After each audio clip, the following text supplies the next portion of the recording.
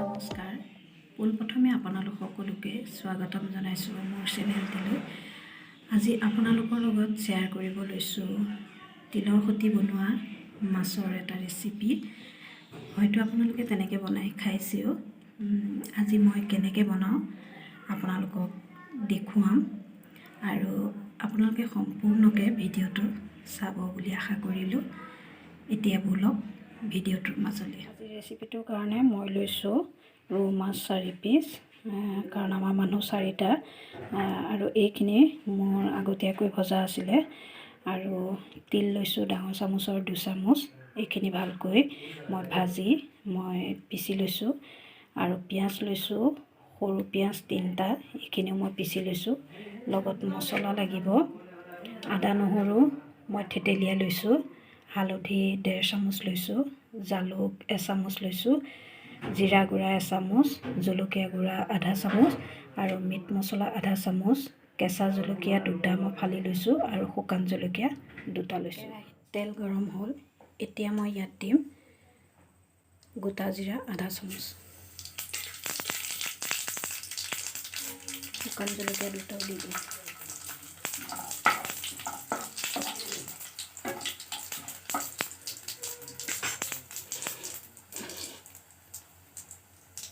আদা নহৰু দি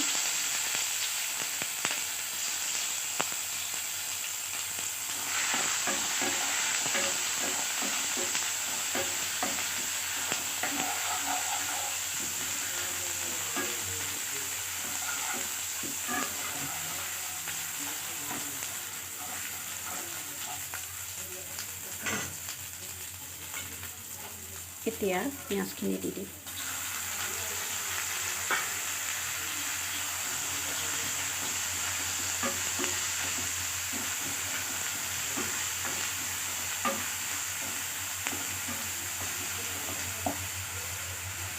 এইখিনি মই 5 মিনিট ভাজি লওঁ।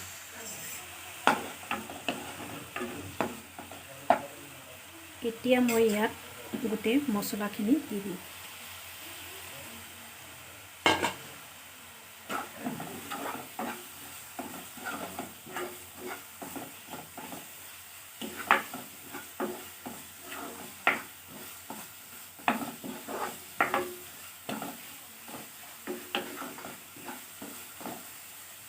নিমখটো মই পিছতহে দিম। এইখিনি মই ভালদৰে ভাজি ল'ম। এইখিনি মোৰ ভজা হৈছে, এতিয়া মই তিলখিনি দি দিম।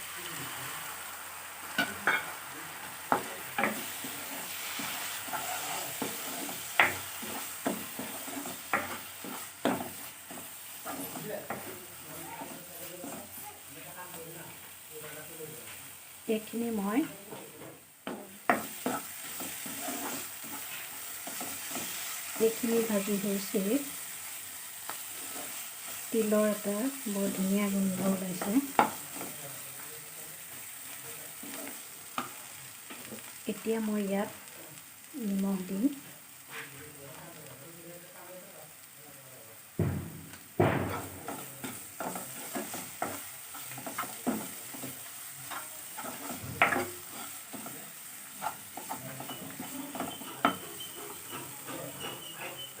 আৰু মই গৰম পানী 2 কাপ দি ল'ম।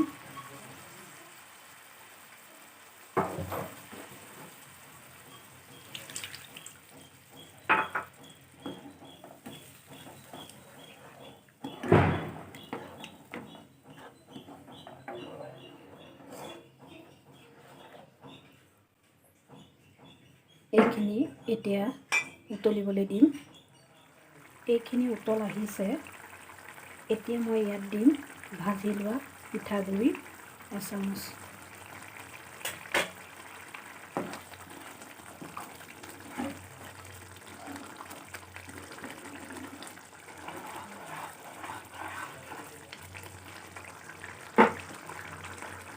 মাছগুটিকে দি দিম।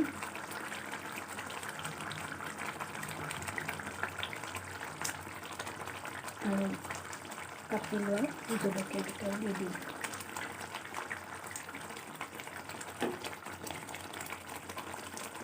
এইখিনি এনেকৈ 5 মিনিট উতলিব দিম।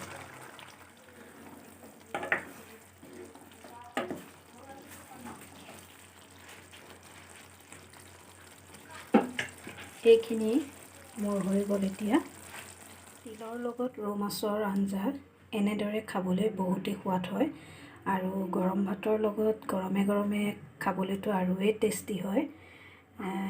আপোনালোকে এনেদৰে বনাই খাবচোন। আৰু আজিৰ এই মোৰ ৰেচিপিটো আপোনালোকে কেনেকুৱা পালে কমেণ্ট কৰি জনাব আৰু লগতে লাইক কৰিব, শ্বেয়াৰ কৰিব আৰু ছাবস্ক্ৰাইব কৰিব। আৰু আজিলৈ মই ভিডিঅ'টো ইমানতে সামৰণি মাৰিছোঁ। আকৌ নতুন ভিডিঅ' লৈ আপোনালোকৰ মাজলৈ আহি আছোঁ। ধন্যবাদ।